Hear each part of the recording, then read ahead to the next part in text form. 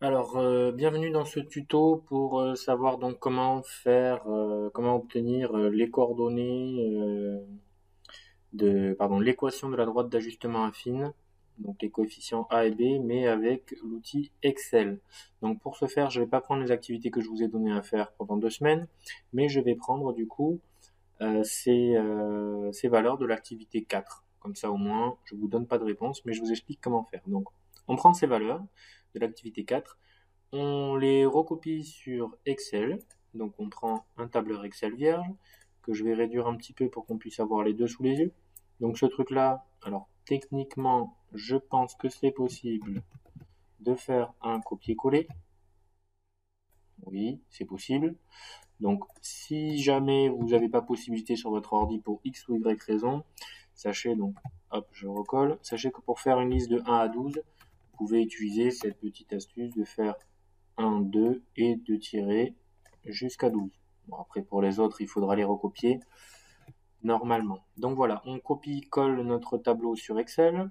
Ensuite, je crois que le tuto va pas être très long parce que c'est super rapide. On sélectionne notre plage de valeurs. Donc je clique sur la première et je lâche pas le clic et j'étire. Attention, il ne s'agit pas de cliquer, de prendre le petit truc et de tirer.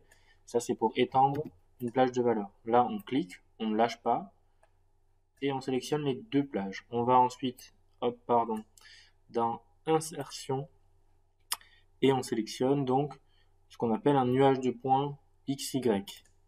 Voilà. Il nous propose plusieurs choses. Est-ce qu'on veut relier les points avec une courbe? Est-ce qu'on veut relier les points point par point? On ne veut pas relier les points, on veut juste un nuage de points.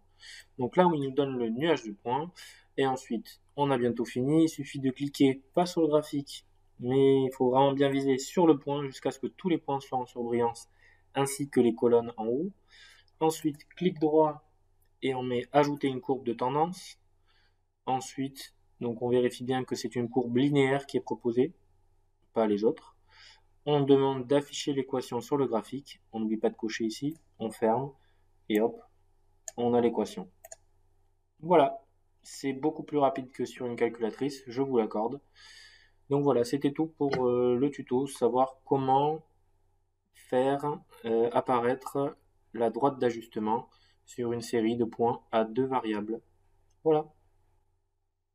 Et oui, j'oubliais juste de dire qu'on peut aussi vérifier, bien sûr, si c'était pareil que ce qu'on avait trouvé avec la calculatrice. Donc, on a trouvé moins 357,2. Donc ici, c'est pareil, vu que c'est arrondi à deux chiffres, elle a 1. Et 8374,1. Pareil aussi. Voilà. Donc, c'est tout pareil qu'avec la calculatrice, sauf que ça va beaucoup plus vite. Merci à vous, bonne journée.